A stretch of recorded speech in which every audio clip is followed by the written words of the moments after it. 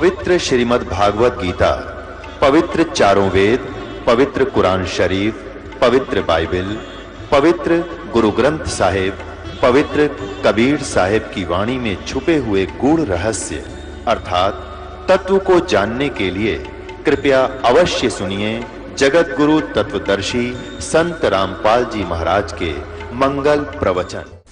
यहाँ यजु का अर्थ यजुर्वेद कर दिया, ये बिल्कुल सही किया, ऐसा ही करना चाहिए। यदि इस यजु का यहाँ कोई अर्थ कर देता और ये महिमा थी यजुर्वेद की, तो उस यजुर्वेद से तो हम फिर वंचित रह जाते। किसके बारे में कहा गया, तो ये यहाँ यजुर्वेद सही लिख दिया। तो जैसे जहाँ पर कवि है इस तरह कबीर ही लिख रखा उन्होंने, तो वहाँ लिखना पड़ेगा कबीर देव। बस इतनी सी बात है। अपने आत्माओं, मजे की बात एक और है कि ये सभी परमात्मा को निराकार बताया करते थे, जिसमें ये महर्षि दयानंद तो और ज़्यादा ढोल पीटा करता, भगवान निराकार निराकार है, और उसके अनुयायी भी सारे उसी का अनुसरण किया करते थे। और उन्हीं के कर कमलों से वेदों में लिखा हो तो साकार है, अभी दिखाते आपको।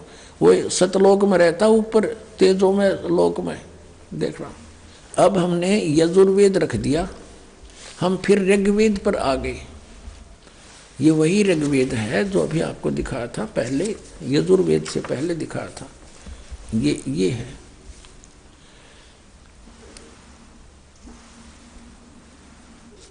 अब हम इसके ऋग्वेद मंडल नंबर 9 सूक्त 86 का मंत्र 26 पढ़ रहे हैं। हम फिर यहाँ से पढ़ेंगे। यज्ञ करने वाले यजमानों के लिए, धार्मिक साधना करने वाले भक्तों के लिए परमात्मा सब रास्तों को सुगम करता हुआ उनके विघ्नों का मर्दन करता है, उनके संकटों का नाश करता है, उनको पवित्र करता हुआ और अपने रूप को सरल करता हुआ, हल्का तेज पुंज का करता हुआ, वह कांति में परमात्मा कबीर देव, यहाँ लिखना था कबीर देव। वो हम उसको कबीर देव माने परमात्मा, कबीर साहब कहने लगे, कबीर हम कबीर बोलने लगे, वह को वह बोलते हम। वो कबीर देव विद्युत के समान, यानी बहुत तेजी से अत्यंत तीव्र गति से पहुंचूंगा छनेक में जन अपने के हेत, विद्युत के समान क्रीड़ा करता हुआ वर्णीय पुरुष को प्राप्त होता है। यह वर्णीय माने श्रेष्ठ पुरुष को। अब 27 में देखना, कमाल कर दिया।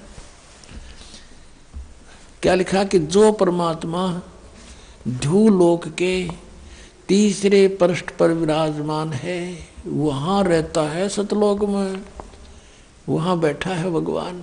अब और दिखाते हैं आपको। ऋग्वेद मंडल नंबर 9 सूक्त 82 का मंत्र 1 दिखाते हैं, कितना स्पष्ट है इसमें। ओहो, जो सर्वोत्पादक प्रभु प्रकाश रूप सद्गुणों की वृष्टि करने वाला, पापों के हरण करने वाला है, वह है राजा के समान, राजा के। अब जैसे 269 पे आपने पढ़ा, अब 270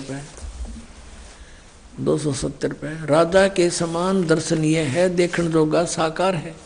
वह पृथ्वी आदि लोकांतरों के चारों ओर शब्दमान हो रहा है। वह वर्णीय पुरुष को, श्रेष्ठ पुरुष को जो दृढ़ भक्त है उसको पवित्र करता हुआ प्राप्त होता है, उनको मिलता है। जिस प्रकार विद्युत स्नेह वाले स्थानों को आधार बनाकर प्राप्त होता है। अब जैसे बिजली गिरती है कांसी धातु पर, अमूमन गिरा करती है, तो ऐसे ही कहते हैं वो उन्हीं जिन पर उनका अट्रैक्शन होता है बिजली के गिरने का, इसी प्रकार परमात्मा ऐसी प्यारी आत्माओं को मिलता है जिनके प्रति उस परमात्मा का आकर्षण होता है। यहाँ लिखा है कि वो वर्णीय पुरुष को जो दृढ़ भक्त होता है उसको पवित्र करता हुआ प्राप्त होता है। कैसे, जैसे विद्युत आकाशीय बिजली स्नेह वाले स्थानों को आधार बनाकर प्राप्त होता है, किसी धातु पर आकर ही गिरती है, ऐसे मिलता। फिर ऋग्वेद मंडल नंबर 9 सूक्त 82 के मंत्र 2 में स्पष्ट किया, हे परमात्मन, वो किस लिए आते हैं? हे परमात्मन, उपदेश करने की इच्छा से आप, यानी ज्ञान प्रचार की इच्छा से आप महापुरुषों को प्राप्त होते हो। और आप अत्यंत गतिशील पदार्थ के समान हमारे आध्यात्मिक यज्ञ को प्राप्त होते हैं। आप कबीर देव हैं। यहाँ लिखना था कबीर देव हैं। यदि यजु का अर्थ कर देते, यहाँ पर कोई यजु लिखा होता तो कैसे समझे? यजुर्वेद की महिमा है यहाँ पर। ये कबीर देव हैं, शुद्ध स्वरूप हैं, हमारे पापों को दूर करके हे अमर परमात्मा आप हमको सुख दें। अपने आत्माओं, who is God? Kabir is God. वेद बतावें, आंखों देखा संत बतावें, बता फिर पहचान में कौन सी कसर रहेगी? कैसा है भगवान? साकार है, निराकार है। अब जैसे नानक साहिब जी ने आंखों देखा परमात्मा को कहा था, फाई सूरत मुल्क की वेश, एठ ग्वाडा ठगी देश, खराज सियाणा बहुते भारी। ये दानक रूप रहा करता। फिर नानक साहब जी से पूछा करते थे तो वो हिंट दिया करते थे, कहते हैं नीच जात परदेसी मेरा, छिन आवे छिन जावे वे, और जाकी संगत नानक रहंदा, कैसे मोढ़ा पावे। कैसे मोढ़ा पावे? उसका अंत के ऊपर पावे। ऐसे परमात्मा के साथ नानक रह रहा है कि नीच जात परदेसी मेरा। पता कसर नहीं छोड़ी। संतों ने वो संकेत करण की, धानक रूप रहा करतार, फाई सूरत मुल्क की वेश, एठ ग्वाडा ठगी देश। ये है गुरु ग्रंथ साहिब के 24 पृष्ठ पे ये वाणी है। और फिर 721 पृष्ठ पे लिखा है, एक अर्ज गुप्तम पेश तोदर कौन करतार, हक्का कबीर करीम तू बेऐब परवरदिगार। हक्का कबीर, हक्का माने सत कबीर, बेऐब परवरदिगार, निर्विकार परमात्मा आप हो। तो पुण्यात्माओं, अब परमात्मा को पहचानने के में बहुत आसानी होगी हमें, क्योंकि हम शिक्षित हो गए, सब ग्रंथों को हम समझ सकते हैं। और इस दास के ऊपर रजा कर दी परमात्मा ने, ये तत्व ज्ञान दे दिया जिससे सब सदग्रंथ आसानी से इनका हल हो जाता है और हम परमात्मा पहचानेंगे। बोलो सतगुरुदेव।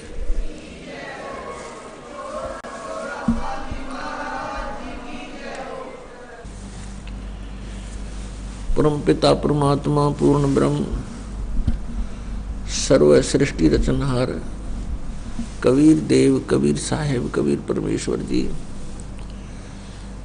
ये हमारे अपने जनक हैं। ये वो परमात्मा है जिसके विषय में महिमा सुनाई जाती थी, तुमेव माता च पिता तुमेव, तुमेव बंधु च सखा तुमेव, तुमेव विद्या च दर्वणम तुमेव, तुमेव सर्व मम देव देव। ये उपमा हम पहले अन्य भगवानों पर लगाया करते थे, जैसे श्री विष्णु जी, श्री रामचंद्र जी उन्हीं के अवतार, श्री कृष्ण जी उन्हीं के अवतार, और श्री शिव जी पर। इसमें एक अंतिम पंक्ति में तुमेव सर्व मम देव देव, इसमें स्पष्ट किया है कि हे सब देवों के देव, सब प्रभुओं के प्रभु, सब स्वामियों के स्वामी आप ही हैं। तो ये उपमा केवल उसी के लिए है जो सब देवों का देव है, कुल का मालिक है, जो सर्वशक्तिमान समर्थ है। वो केवल कबीर साहब है, सत्य पुरुष है, परम अक्षर ब्रह्म है, असंग ब्रह्मांड का स्वामी। वही सर्व उत्पादक प्रभु है, सबकी उत्पत्ति करता वही है।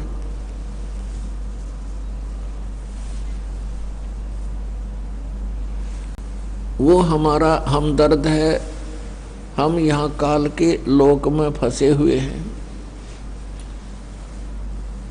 पुण्यात्माओं, जिसमें आपको आध्यात्मिक ये तत्व ज्ञान पूर्ण रूप से समझ में आवेगा, उस समय आप महसूस करोगे कि सचमुच हम गलत स्थान पर रह रहे हैं। क्योंकि हम विवेकहीन बना दिए इस काल भगवान ने, गलत ज्ञान प्रचार करवा के, गलत साधना करवा के। हम परमात्मा के लिए ट्राई करते थे, कोशिश करते थे, प्रभु हमें सुख देगा। परमात्मा की उपासना हम इसलिए क्या करते थे कि हमारे जीवन में आने वाले प्रारब्ध कर्मों के कारण जो आपदाएं वो टल जावें, ना आवें। और जिनको हम प्रभु मानते थे और जो साधना हम संकट निवारण की और मोक्ष प्राप्ति की किया करते थे, वो शास्त्र विधि त्याग का मनमाना आचरण था, जिस कारण से हम परमात्मा का लाभ प्राप्त नहीं कर सके। और फिर भी हम परमात्मा की कृपा से हम उसकी चाह में लगे ही रहे। अब वो ज्ञान परमेश्वर स्वयं आकर देता है जो मोक्ष दायक है, पाप नाशक है, प्रारब्ध में आने वाले संकटों का वो उस साधना से निवारण हो सकता है। वो ज्ञान परमात्मा स्वयं आकर देते हैं। जैसा कि आपने सत्संग में सुना कि आदरणीय गरीबदास साहिब जी को परमात्मा आकर मिले।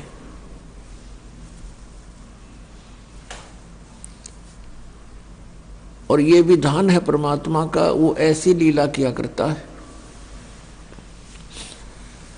अब ये जो सत्संग 5-7 दिवसीय सत्संग समारोह चल रहा है, ये उसी शुभ दिन के उपलक्ष्य में है कि जिस दिन परमात्मा अपने विधान अनुसार आदरणीय गरीबदास साहिब जी को आकर मिले, प्राप्त हुए गांव छुडानी, जिला दद्दर, हरियाणा में। और उस प्यारी आत्मा को सतलोक लेकर गए अपने निज स्थान पर, सर्व ब्रह्मांडों से परिचित कराया, सब भगवानों की सतीथि से रूबरू कराया। और फिर उस आत्मा को वापस शरीर में छोड़ दिया। उधर से कुल के लोगों ने आदरणीय गरीबदास साहिब जी के शरीर का अंतिम संस्कार करने का सारा जुगाड़ कर लिया था। चिता पर रख दिए थे, अग्नि लगाने ही वाले थे, तभी परमात्मा ने आत्मा वापस भेज दी। और आदरणीय गरीबदास साहिब 10 वर्षीय बालक जीवित हो गए। उसके बाद परमात्मा से प्राप्त उस अनमोल ज्ञान को बोलना शुरू किया।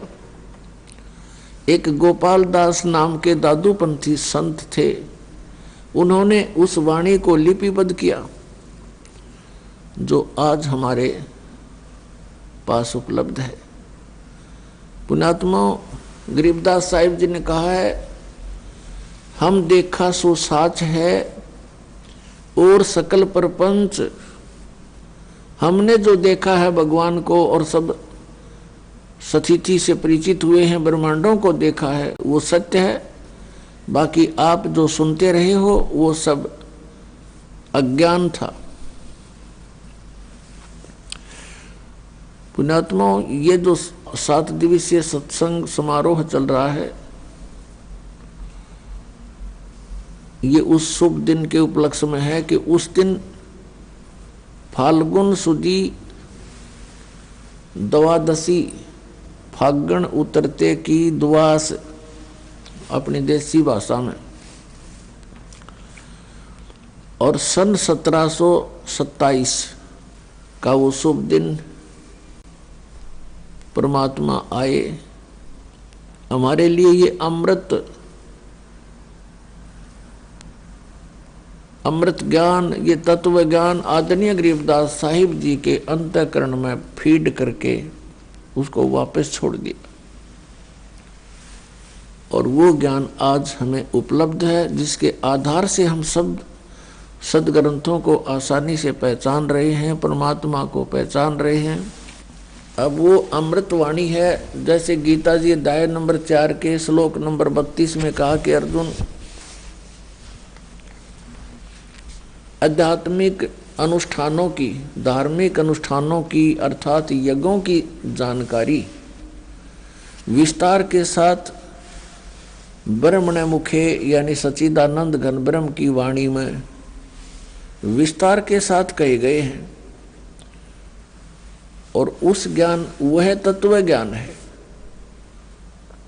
और उसको जानने के बाद फिर कर्म बंधन से तू सर्वथा मुक्त हो जाएगा। चौथे अध्याय के 34वें श्लोक में गीता जी में कहा कि अर्जुन, उस तत्व ज्ञान को तू तत्वदर्शी संतों के पास जाकर समझ। उनको दंडवत प्रणाम करने से, कपट छोड़कर प्रसन्न करने से वो तत्वदर्शी संत तुझे उस तत्व ज्ञान का उपदेश करेंगे। अब क्या बताते हैं गरीबदास साहिब जी ने परमात्मा से प्राप्त ज्ञान को किस प्रकार बोला है। न्योल नाद सुबान गति, लड़े भुअंग हमेश, जड़ी जान जगदीश है, विष नहीं व्यापै शेष। गरीब हंस गवन करते नहीं, मान सरोवर छाड़े, कौवा उड़ उड़ जात है, ये खाते मांसाहार। अंश दशा तो साध है, सरोवर है सत्संग, मुक्ता हलबाणी चुगे, चढ़त नवेला रंग। दर्श परस नहीं अंतरा, रोमी वस्त्र बीच, पारस लोहा एक डग, ये पलटे नहीं अबीच। चार मुक्ति बैकुंठ बट, सप्तपुरी सैलान, आगे धाम कबीर का, हंस न पावे जान। गरीब मौन रहे मन नाले है, मौन रहे मग नाले है, ये मार्ग बंकी बाट। सोन शिखर गढ़ सोरंग है, कर सतगुरु से साट। पल से ती पल ना मिले, भो लगे नहीं भो, बिच तकिया महबूब का, परमेश्वर की सो। काशी काया मन मग हर दोहों के मध्य कबीर, काशी तज मग हर गया, पाया नहीं शरीर। अब क्या बताते हैं। न्योल नाद सुबान गति, ये लड़े भुअंग हमेश, जड़ी जान जगदीश है, विष नहीं व्यापै शेष। अंश गमन करते नहीं, मान सरोवर छाड़, ये कौवा उड़ उड़ जाते हैं, वो खाता मांसाहार। अब क्या बताते हैं कि जिस प्रकार नेवला, न्योल, एक नेवला होता है छोटा सा जानवर, करेलिए जैसा, उससे थोड़ा तगड़ा होता है, चूहे से बड़ा। एक कहते हैं न्योल एक सर्प के साथ युद्ध करता है। सर्प कितना बड़ा होता है, 5-5, 6-6 फुट का लंबा और तगड़ा मोटा। और न्योल एक बहुत ही छोटा सा जानवर होता है, चूहे जैसा।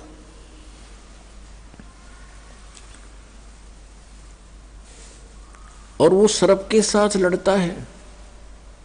कैसे, किस आधार से लड़ता है कि एक वो क्या करता है, कहीं जहां पर एक जड़ी होती है, उस जड़ी की महक के सामने सर्प बेहोश हो जाता है, उसको चक्कर आने शुरू हो जाते हैं। उस जड़ी के आसपास यदि सर्प चला जाता है, और इसका फायदा उठाता है नेवला। क्या करता है नेवला, जड़ी के पास जाता है, उसको अपनी श्वासों से सूंघ कर अंदर भर लेता है, और सर्प के सामने आकर उसको श्वास छोड़ देता है।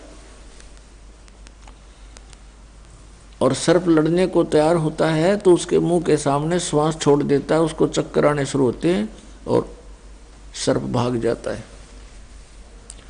तो यहाँ बताते हैं कि यहाँ समझो कि ये काल तो सर्प है, अजगर और जीव नेवला है, और जिस नेवले को यह जड़ी प्राप्त होगी सतनाम के श्वास के सिमरण की, उसके सामने फिर वो सर्प रूपी अजगर अर्थात काल भाग जाता है। जैसे फनपति मंत्र सुन, फनपति सर्प ने ऐसे फन फैला रखा हो, और कहते हैं सपेरा एक मंत्र बोल देता है तो वो सर्प ऐसे किए हुए फैलाए हुए फन को सकोड़ लेता है, इकट्ठा करके भाग लेता है, एक तरफ मुंह मोड़ लेता है। परमात्मा ने वो मंत्र सतनाम 2 अक्षर का इतना शक्तिशाली और यूजफुल बताया है। जैसे फनपति मंत्र सुन रखे फन सकोड़े, ऐसे बीरा मेरे नाम से सतनाम से काल लेवे मुंह मोड़े। यहाँ उसी का प्रमाण दे रहे हैं। न्योल नाद सुभान गति लड़े भुजंग हमेश, जड़ी जान जगदीश है वैस नहीं व्याप शेष। न्योल नाद सुभान गति और लड़े भुजंग हमेश। जिस प्रकार एक छोटा सा नेवला एक 8-9 इंच का लंबाई का जानवर और 6-7-8 फुट लंबे तगड़े सर्प को काबू कर लेता है, विजय पा लेता है, उसके पास एक जड़ी होती है। उस जड़ी को, उस औषधि को सूंघ कर आता है, पौधा होता है एक, उसको सूंघ कर आता है और सर्प के मुंह के सामने श्वास छोड़ देता है। सर्प विवश हो जाता है, चक्कर आने शुरू हो जाते हैं, वो चल पड़ता है, पराजित हो जाता है। फिर नेवला उसको मार डालता है। यहाँ वही बताते हैं कि जो सही सतनाम पूर्ण संत से प्राप्त करके जाप करता है तो वो सतनाम परमात्मा के द्वारा दी हुई जड़ी है, वो इस काल रूपी सर्प को ऐसे विवश कर देगी, आप पर कोई असर नहीं कर सकता, पराजित हो जाएगा। हंस गवन करते नहीं मान सरोवर छाड़े, कौवा उड़ उड़ जाते हैं ये खाते मांसाहार। एक हंस पक्षी होता है, एक कौवा होता है, एक बुगला होता है, बुगला। हंस और बुगले में कोई अंतर नहीं होता, एक जैसी उनकी बॉडी होती है। हंस की और बुगले की कैसे पहचान की जा सकती है कि किसी सरोवर पर ये दोनों पक्षी हों,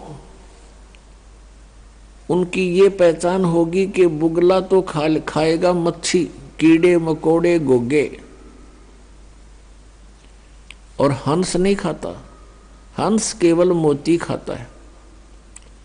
हंस के अंदर एक और पहचान, एक और विशेष गुण होता है कि जैसे आप एक गिलास दूध में एक गिलास जल मिलाकर हंस के सामने रख दो, वो अपनी चोंच से पीना प्रारंभ करेगा, दूध को ग्रहण कर लेगा, जल एक गिलास ज्यों का त्यों रह जाएगा।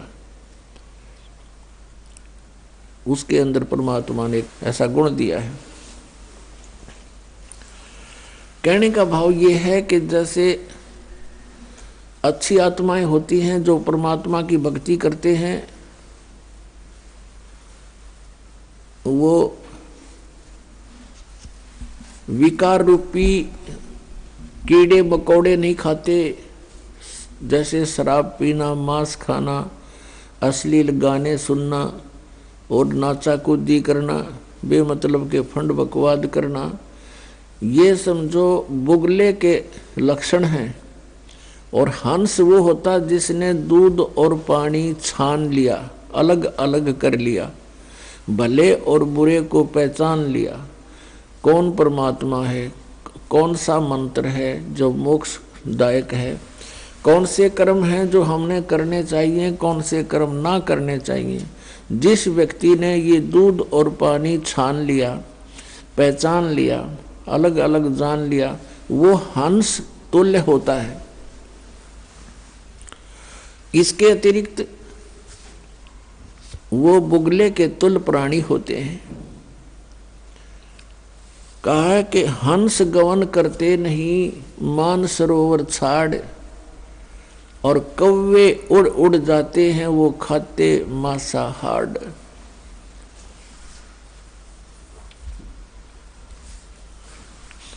और यही दशा बुगलों के बारे में बताई है कि जो अच्छी आत्माएं होती हैं वो सत्संग रूपी सरोवर को छोड़कर नहीं जाते, जहां राम नाम के मोती उपलब्ध होते। और जो कव्वे जैसे व्यक्ति हैं, बुगले जैसे व्यक्ति हैं, वो उस सरोवर पर नहीं टिक सकते जहां पर मच्छी कीड़े मकोड़े घोंघे खाने को नहीं मिलते। वो मोती आहार नहीं कर सकते, कर्महीन होते हैं। ये सत्संग रूपी सरोवर में हंस ही रह सकते हैं, क्योंकि यहाँ केवल मोती बखेरे जाते हैं। यहाँ पर बकवाद नहीं होती, या ना कोई अश्लील गाने होते हैं, ना यहाँ कोई ऐसा आहार खाद्य पदार्थ होता है, ना कोई चटपटी बकवाद होती है। सिंपल आहार होता है, स्वच्छ आहार होता है, और साथ में उच्च विचार होते हैं। तो उनको हंस ही ग्रहण कर सकते हैं, कौवे नहीं रुक सकते। उनकी आदत बकवाद करने की, मांस खाने की, यानी शराब पीने की है, सिनेमा देखने की है, और माया जोड़न के उनकी एक विशेष प्रवृत्ति होती है। तो वो व्यक्ति सत्संग में नहीं रह सकते, वो यहाँ से तुरंत भाग जाते हैं। अंश दशा तो साध है, ये सरोवर है सत्संग, मुक्ता हलबाणी चुगे फिर चढ़े नवेला रंग। हंस दशा तो साधु हैं, साध सोए जो सीधा चाल है, बकवाद छोड़ दे साधु है।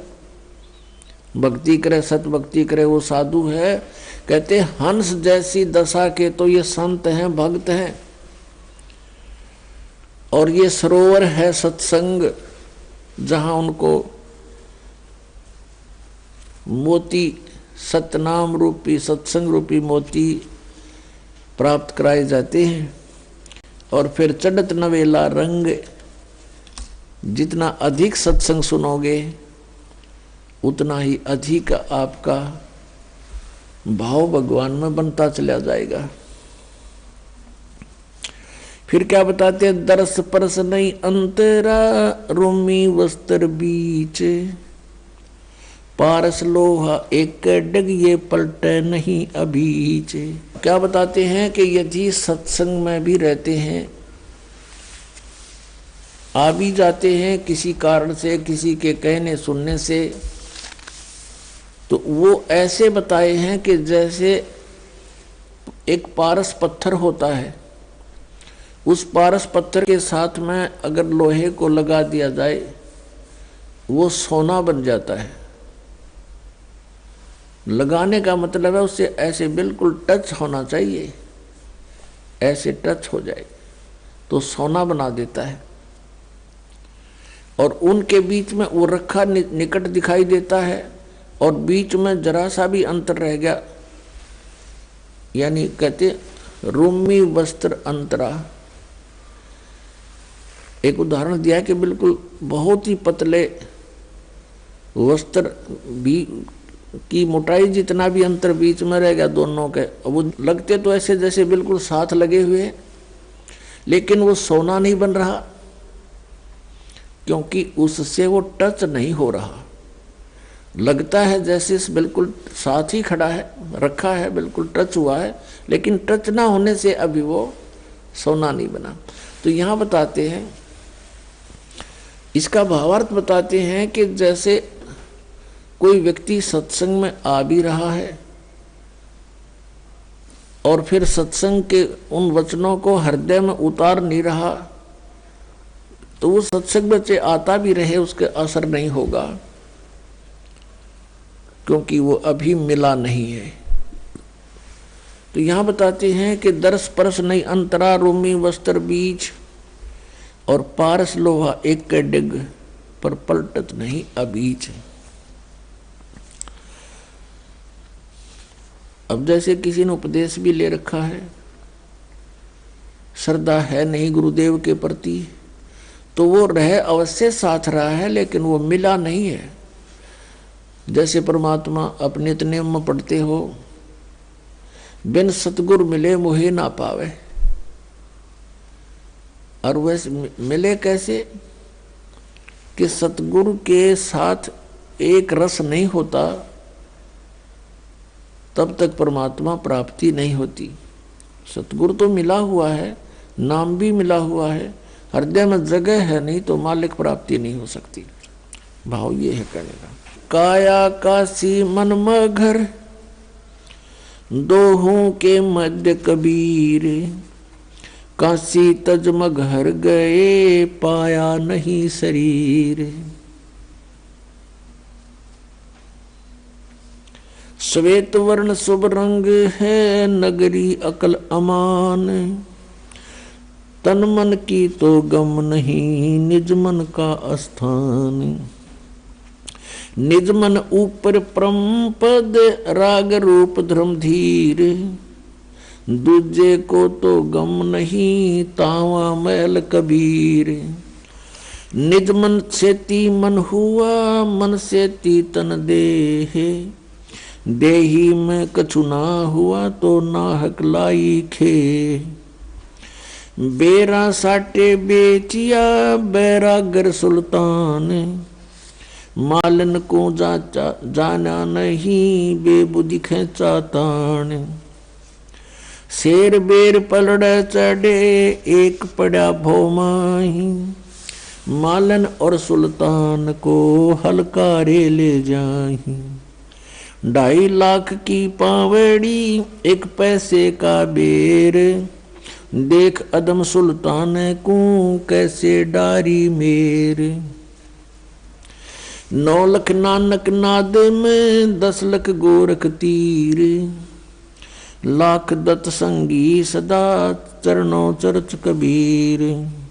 9 लख नानक नाद में 10 लख गोरख पासे, अंत संत पद में मेले ये करोड़ तेरे रविदास।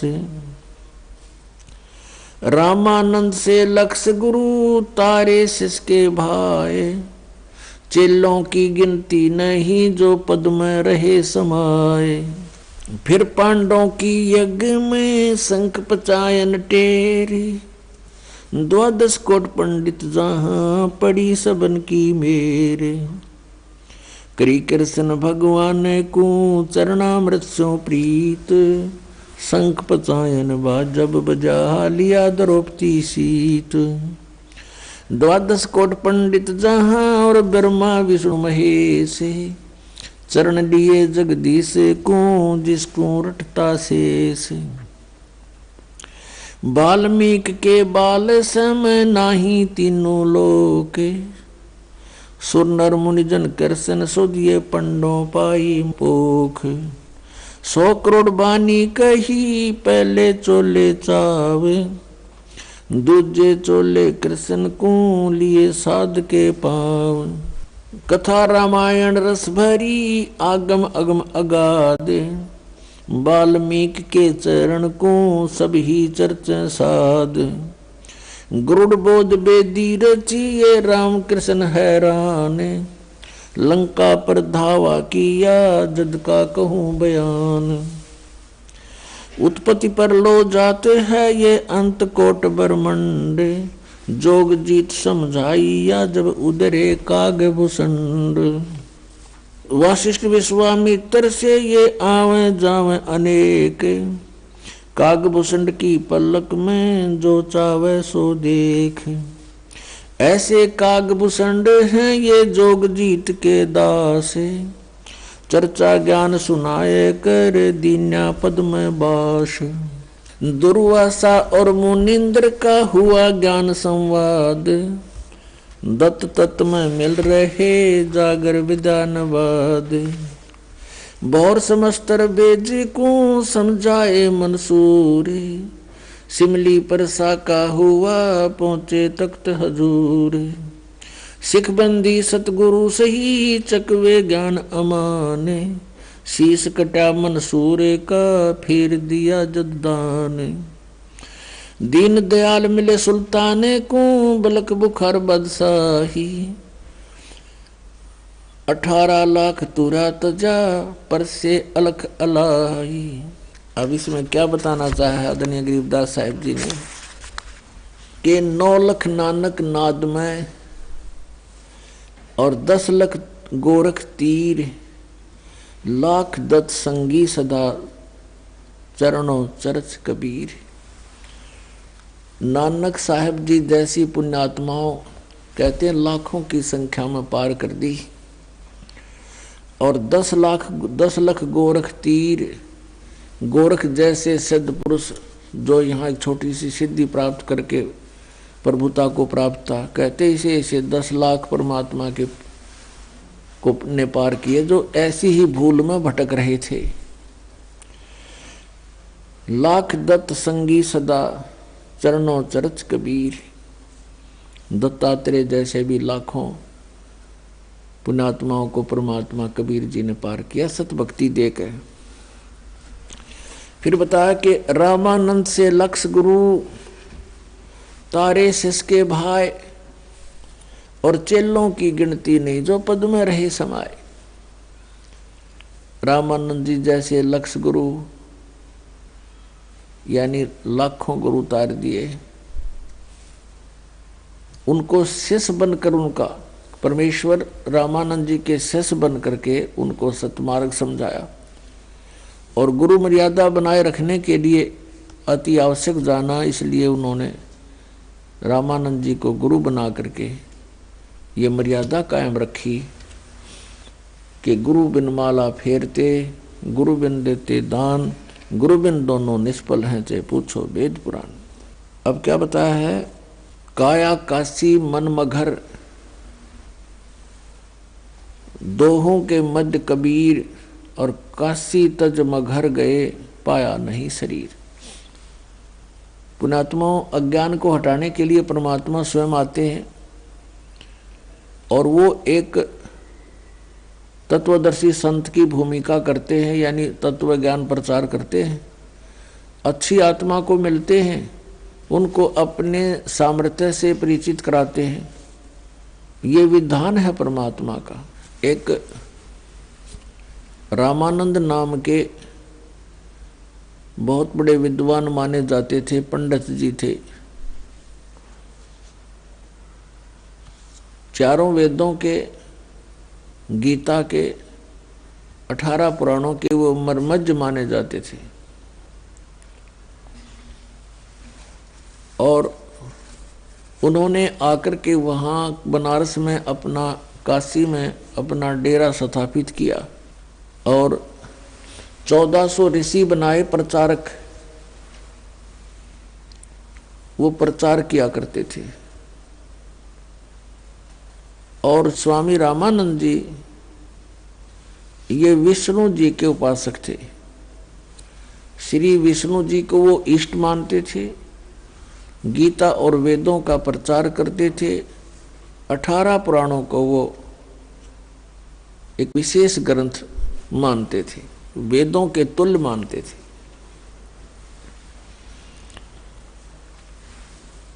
परमात्मा कबीर देव जी लीला करते हैं। वेदों में परमात्मा की ये लीला वर्णित है कि वो भगवान जो परम अक्षर ब्रह्म है ऐसी लीलाएं करते हैं। कैसी लीला करते हैं वो 3 प्रकार से पूरे असंग ब्रह्मांडों का धारण पोषण करते हैं, कंट्रोल भी करते हैं, सबको यथा जिसका संस्कार है वैसा उसको प्राप्त भी वही कराते हैं, और तत्व ज्ञान भी प्रचार वही करने के लिए यहाँ प्रवेश होते हैं। श्रीमद् भगवत गीता अध्याय 15 के श्लोक 16 और 17 में 3 पुरुष बताए हैं, एक सरपुरुष, एक अक्षर पुरुष। सरपुरुष तो ये 21 ब्रह्मांड का स्वामी है जिसे ब्रह्म कहते हैं, और अक्षर पुरुष है ये 7 संग ब्रह्मांड का स्वामी है, ये कुल का मालिक नहीं है। और 17वें श्लोक में 15वें अध्याय के गीता जी में कहा है कि उत्तम पुरुष है तू अन्य परमात्मा इति उदाहरते, यह लोग तरम आविश्य विभर्ति अवय ईश्वर है। वो श्रेष्ठ प्रभु उत्तम पुरुष तो कोई अन्य है जो 16वें श्लोक में 2 पुरुष बताए हैं, एक सरपुरुष एक अक्षर पुरुष। इनसे भी अन्य है, क्योंकि सरपुरुष और अक्षर पुरुष ये दोनों नाशवान है, इनके अंतर्गत जितने प्राणी वो भी नाशवान है। एक जीव आत्मा नहीं मरती, वो तो किसी की भी नहीं मरती, गधे कुत्ते सूअर की भी नहीं मरती। 17वें श्लोक में तुरंत कहा है कि वो उत्तम पुरुष तो इन दोनों से, सरपुरुष और अक्षर पुरुष से कोई अन्य है, और वही तीनों लोकों में प्रवेश करके सबका धारण पोषण करता है। और वो परमात्मा कहा जाता है, वो है अविनाशी परमात्मा है, वास्तव में अविनाशी परमात्मा। वेदों में परमेश्वर पूर्ण परमात्मा की जानकारी है, वेदों का ज्ञान ब्रह्म दे रहा है, ब्रह्म सरपुरुष, और गीता का ज्ञान भी सरपुरुष यानी ब्रह्म दे रहा है श्री कृष्ण में प्रवेश करके।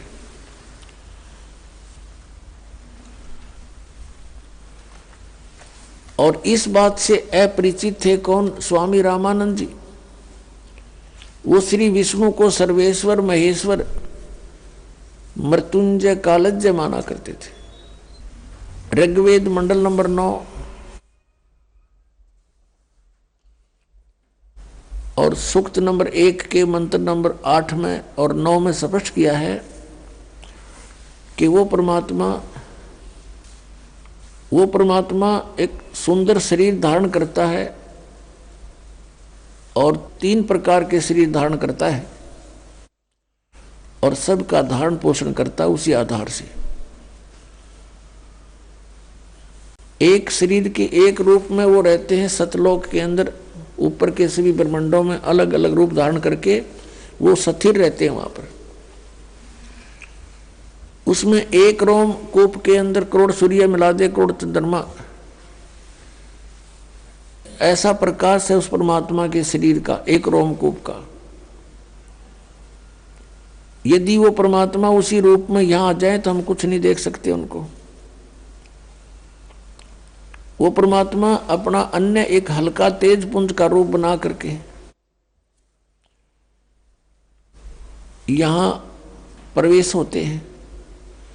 यहां प्रवेश होने के उनके 2 कारण हैं। एक तो प्रत्येक युग में वो एक लीला करते हैं, शिशु रूप धारण करके आते हैं। प्रत्येक युग में वो लीला करते हैं, एक शिशु रूप धारण करके कमल के फूल पर तालाब में आकर प्रकट होते हैं, जिस कारण से वो नारायण कहलाते हैं। आइए अब हम उन श्रद्धालुओं के अनुभव जानते हैं जो जगत गुरु तत्वदर्शी संत रामपाल जी महाराज जी से दीक्षा प्राप्त कर चुके हैं तथा उनके द्वारा बताए गए भक्ति मार्ग पर चल रहे हैं। नमस्कार जी। नमस्कार। क्या नाम है जी आपका? चंदन शाह। चंदन जी, आप कहाँ के रहने वाले हैं? दिल्ली सोनिया विहार। संत रामपाल जी महाराज से नाम दीक्षा आपने कब ली? 28 अगस्त 2017। चंदन जी, संत रामपाल जी महाराज की शरण में आने से पहले आप क्या भक्ति साधना करते थे?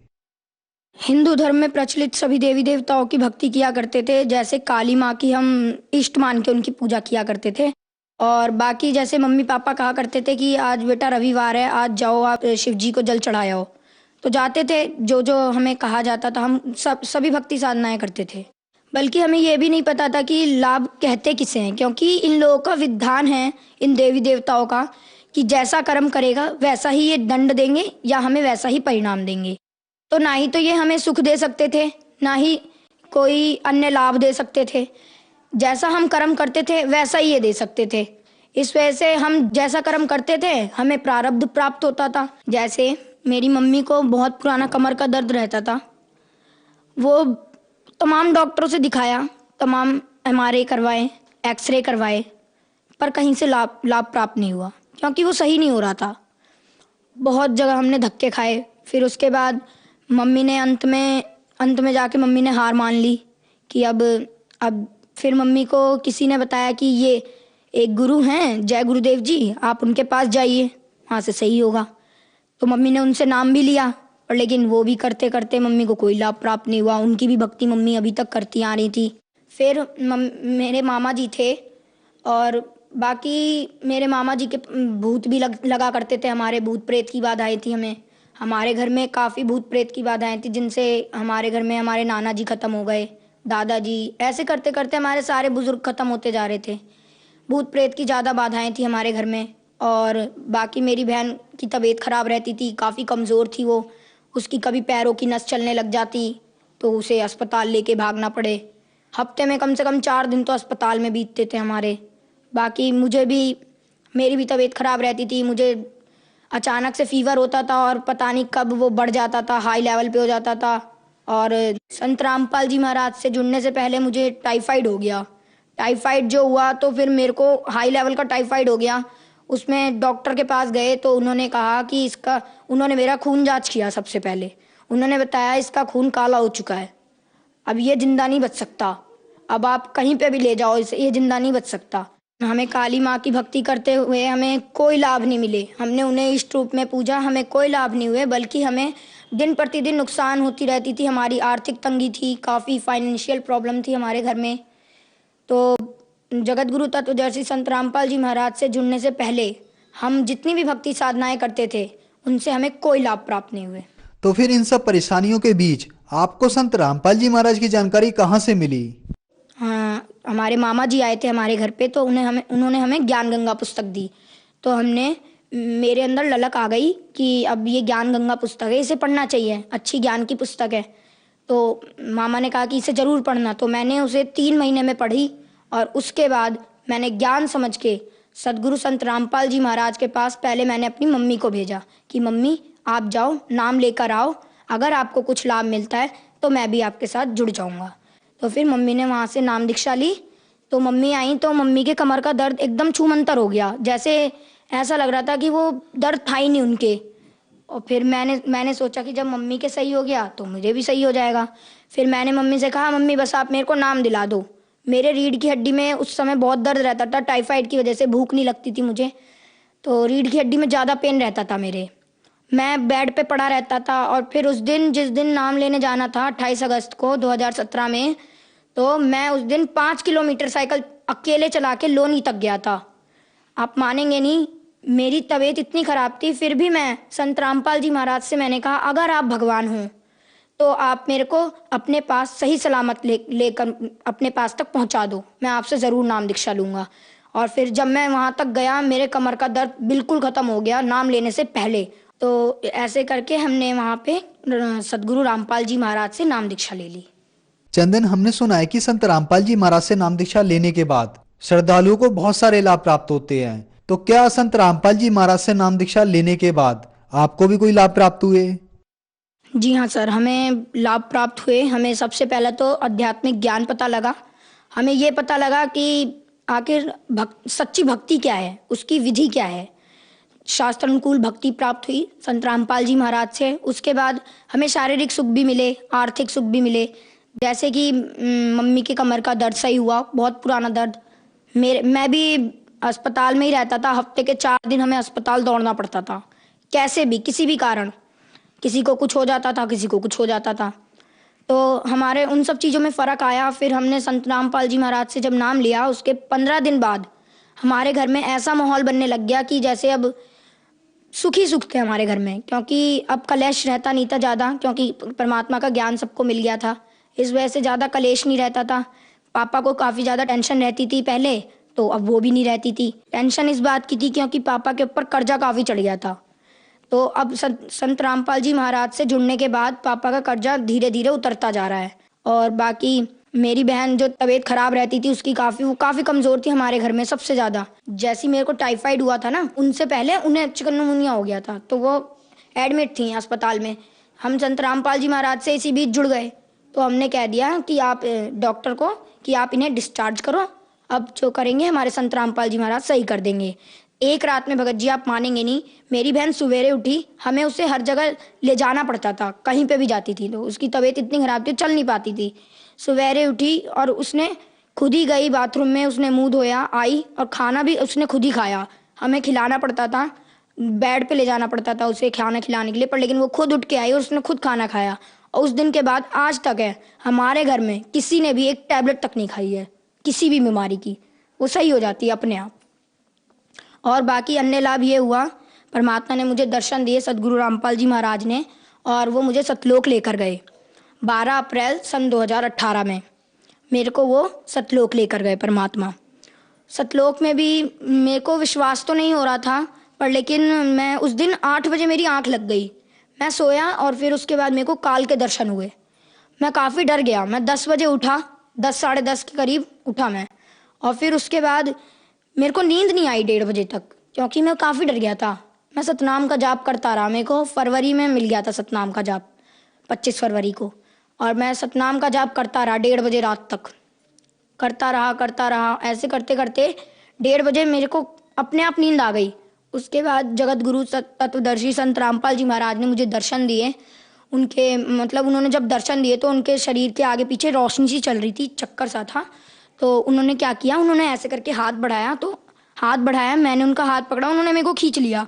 उन्होंने जो खींचा तो ऐसे लगा मैं जो उनके शरीर के आसपास की रोशनी थी मैं उसमें समा गया। अंदर जब गया तो मैंने देखा आत्माएं कहीं इधर उड़ रही हैं, कहीं इधर उधर मतलब विचरण कर रही हैं, और वहाँ का बहुत अच्छा मौसम, वहाँ ना ही सूरज ना ही कुछ, वहाँ वो प्रकाशित लोक था बस। वहाँ पे हर आत्मा के शरीर से रोशनी निकल रही थी। फिर मेरे को अंदाजा लग गया कि ये परमात्मा मेरे को सतलोक लेकर आए हैं। फिर उसके बाद संत रामपाल जी महाराज मेरे को सतलोक में मिले, और उन्होंने मेरे को जहाँ कबीर जी का आसन है वहाँ पर लेकर गए। वहाँ पर एक बहुत से बड़े गोमज में बीच में परमात्मा जैसे राजा होता है वैसे बैठे हुए थे सिंहासन पे, और उसके बगल में दरबारियों की तरह जैसे हमारे संत गरीबदास जी महाराज, संत रामपाल जी महाराज, ये सब वहाँ पे अन्य रूप बना के बैठे हुए थे। रामदेवानंद जी महाराज, चितानंद जी महाराज, जितने भी गुरु हमारे गुरु जी से पहले हुए, संत रामपाल जी महाराज से पहले, वो सब दरबारी की तरह बैठे हुए थे वहाँ पे। मैंने कबीर जी को दंडवत प्रणाम किया।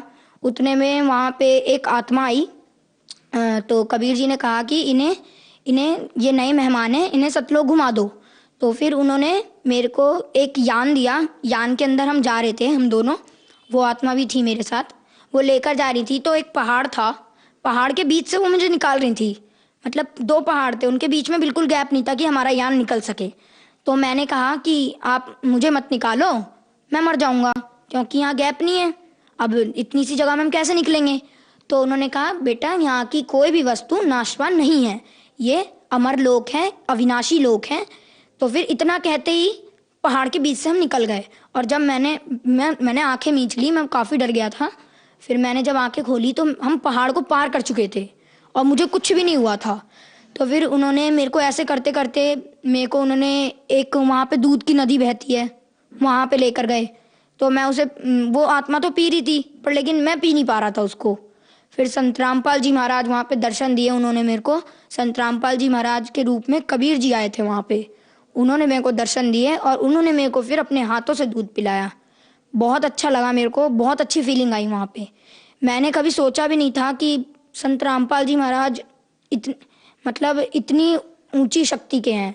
और उन्होंने मेरे को वहाँ पे पूरा सतलोक घुमाया। जैसे धीरे धीरे करके वो मेरे को लेकर गए, उन्होंने कहा बेटा देखो ये जगह है, ये जगह है, और यहाँ पे इस फलदार वृक्ष थे, वहाँ पे काजू किशमिश लगे रहते थे। तो मेरे को बीच में भूख लग गई। मैंने कहा संत रामपाल जी महाराज गुरुजी मुझे भूख लग रही है। तो उन्होंने क्या किया कि उन्होंने एक हाथ यूं किया और एक हाथ इधर किया। तो इसमें एक कटोरी आई, उसके अंदर खीर भरा हुआ था और इधर पानी का एक गिलास आया और मैंने उसे खा लिया। फिर मेरा पेट भी भर गया।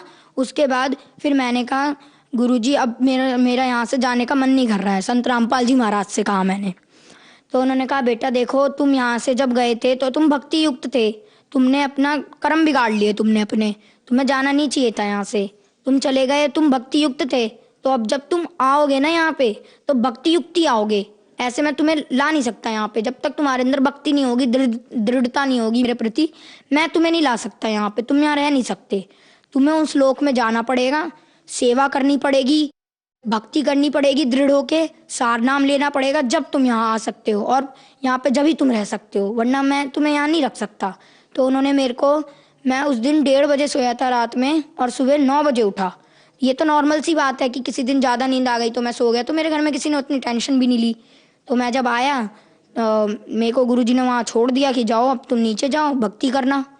मैं नीचे आया, मैंने मम्मी को ये सब बताया, तो फिर मम्मी कह रही कि ऐसा हो नहीं सकता। तो फिर मम्मी ने उसी समय, मैंने कहा मम्मी आप दंडवत करो, अगर मेरी बात सच है ना तो आपको गुरुजी दंडवत करते समय मेरी बात महसूस करा देंगे। उनको दंडवत किया मेरी मम्मी ने, संत रामपाल जी महाराज को। फिर संत रामपाल जी महाराज ने, उन्हें पता नहीं क्या उनके अंदर से फीलिंग आई कि उन्होंने कहा कि बेटा तू जो भी बोल रहा है तू सच बोल रहा है, मुझे पता लग गया अब।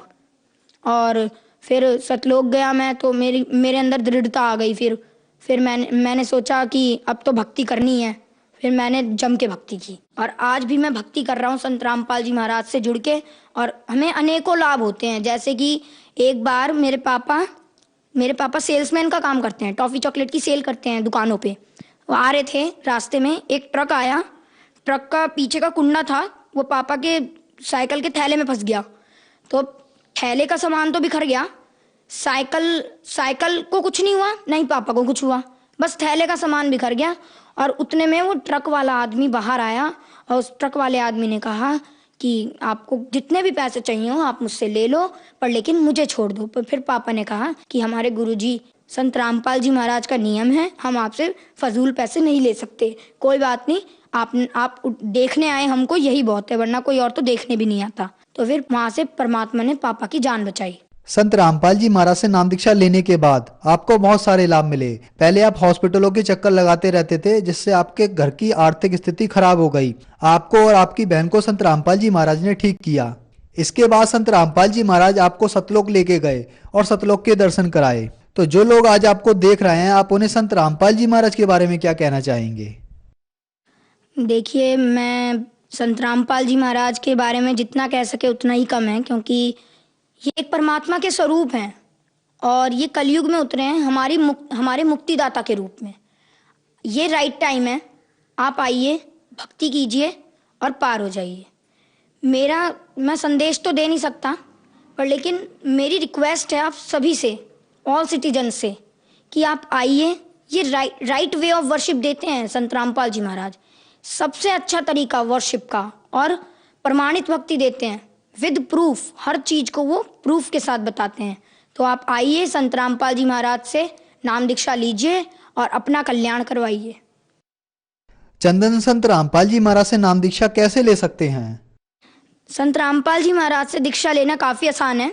जैसे कि संत रामपाल जी महाराज के विभिन्न चैनलों पे सत्संग चलते हैं, उसके नीचे एक पट्टी चलती है, उस पे सतलोक आश्रम के कांटेक्ट नंबर्स आते हैं, उनमें आप कांटेक्ट करके उन भक्तों से अपना नजदीकी नामदान केंद्र का पता जान सकते हैं।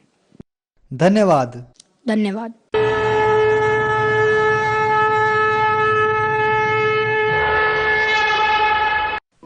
आप सुन रहे थे जगत गुरु तत्वदर्शी संत रामपाल जी महाराज के मंगल प्रवचन। अधिक जानकारी के लिए संपर्क करें 8222880541 822288